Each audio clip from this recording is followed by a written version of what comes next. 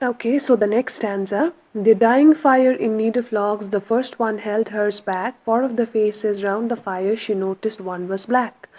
Okay, so the word black here indicates a black person, okay, a person belonging to a race of people who have dark skin. Okay, and another thing is, again, as you can see in the third line, the usage of the literary device alliteration. Okay, as the word, as the line says, four of the faces round the fire, the letter F has been repeated.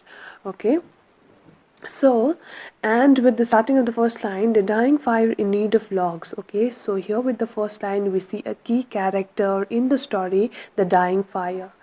And this dying fire is important because it also foreshadows the fate, okay, the fate of all the characters, all the six humans present there. Okay, and this dying fire is in need of logs to keep the fire alive.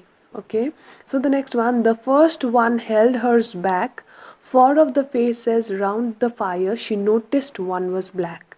Okay, so we find that the first person, okay, which happens to be a white lady, withholds her log, okay, from the fire only because she notices that one of the person among those six humans was a black person, and she did not want it to benefit a black person by giving her log in the fire. Okay, so here you can see the person being racist, okay, as the person has been discriminated because of his race, that is color. Okay, had it been other person, the lady would have given her log, but she saw that one of the person was a black person, hence she did not, she was not willing to give up her log.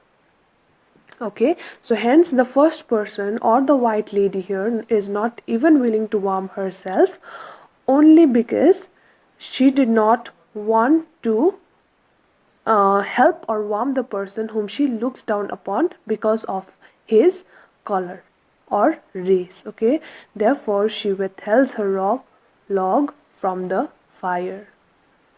Okay, so that is what second stanza says. Okay, so now the next stanza. The next man, looking across the way, saw one knot of his church and could not bring himself to give the fire his stick of birch. Okay, here birch means a long, slender type of tree. Okay, that has an outer bark which can be pulled off easily. Okay, so here the line says that the next man looking across the way saw one knot of his church. Okay, so the second person in the poem looked across the fire and saw someone who he knew did not belong to his church. Church means religion. Okay, he might have been like from different church, or he might be have been from different religion. All right, and could not bring himself to give the fire his stick of birch. Okay, and just because of that person being from another religion, he couldn't bear to give up his log or his stick of birch in the fire. Okay, now the thing that you can see here is bigotry, means or like, which bigotry means which speaks of intolerance to a person because they do not share the same opinions or ideas. Okay, hence we see even the second person withholds his log from giving it in the fire because of his own reason, that is, one of the person whom he knew was not from his church, was not from his religion.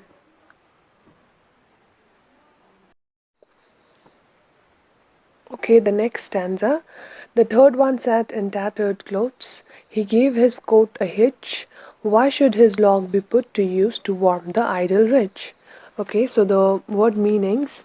So the word tattered means torn, and hitch means to pull up.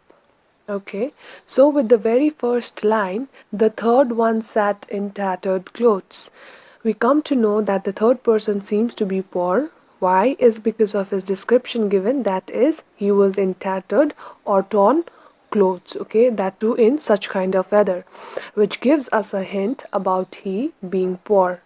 Okay, next line, he gave his coat a hitch. Okay, so this line simply means that he perhaps felt the cold more than the others, so that is the reason we notice that he gave his coat a hitch, meaning he adjusted his coat closer to his body to get some warmth from his inadequate clothing. Okay. So the next line, why should his log be put to use to warm the idle rich? Okay, we see that the third person here is the victim of class structure or classism, you can say, as he has got a question in his mind, that is, why should his log be put to use to warm the idle rich? Okay, class structure means like the discrimination based on social or economic class. So being a victim, he did not want to give up his stick or log in order to warm the idle rich. And here, idle rich means unworthy people according to the third person, okay? Because in his eyes, the rich are the unworthy people who do not deserve any act of kindness. Okay, so overall, the fourth stanza says, or is trying to say, that the third one was a poor man in torn clothes. So, in order to protect himself from freezing cold, what he did? He gives his coat a hitch. But we see that he did not want to give his stick, as he envied the rich man, because might be because of his wealth, or we can say as he was a victim of class structure. So that is the reason he did not want to save the idle rich, as he thought he thought them to be unworthy people. Okay, the fifth stanza says, the rich man just sat back and thought of the wealth he had in store.